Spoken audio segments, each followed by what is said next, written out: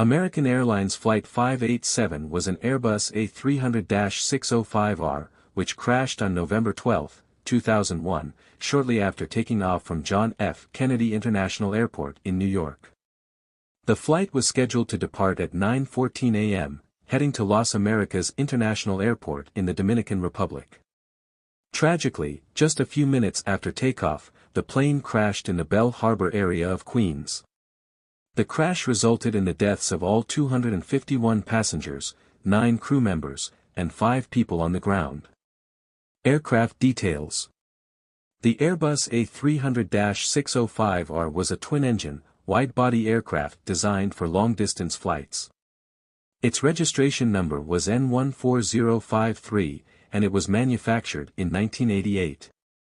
By the time of the crash, the plane was about 13 years old and had completed approximately 37,550 flight hours. It was equipped with General Electric CF6 engines, which are commonly used in large aircraft worldwide. Pilot and crew details. The flight was piloted by Captain Eduardo D. LaLaura and First Officer Stanley Muldrow. Captain LaLaura was an experienced pilot with over 17 years of service at American Airlines and more than 8,000 flight hours. First Officer Muldrow had accumulated over 2,500 flight hours, with 1,500 of those hours specifically on the Airbus A300. Muldrow had previously faced criticism for his aggressive response to wake turbulence, a factor that played a significant role in the crash. Crash timeline and location. Flight 587 took off from JFK at 9:14 a.m. Just a few minutes into the flight, around 2,800 feet, the aircraft encountered wake turbulence from another plane that had taken off ahead of it.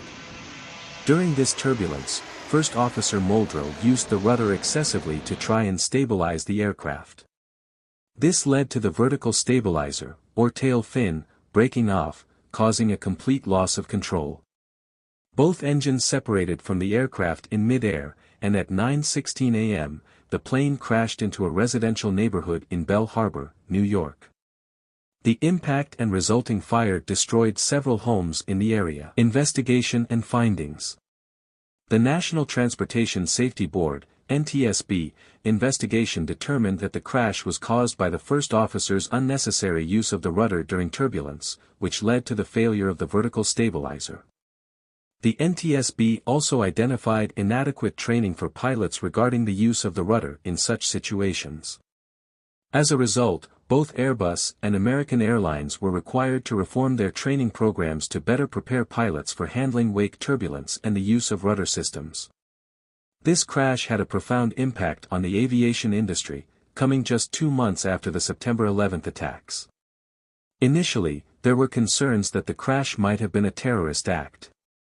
However, the investigation ultimately revealed that structural failure and pilot error were the primary causes. Memorial. A memorial was built near Bell Harbor to honor the victims of the crash.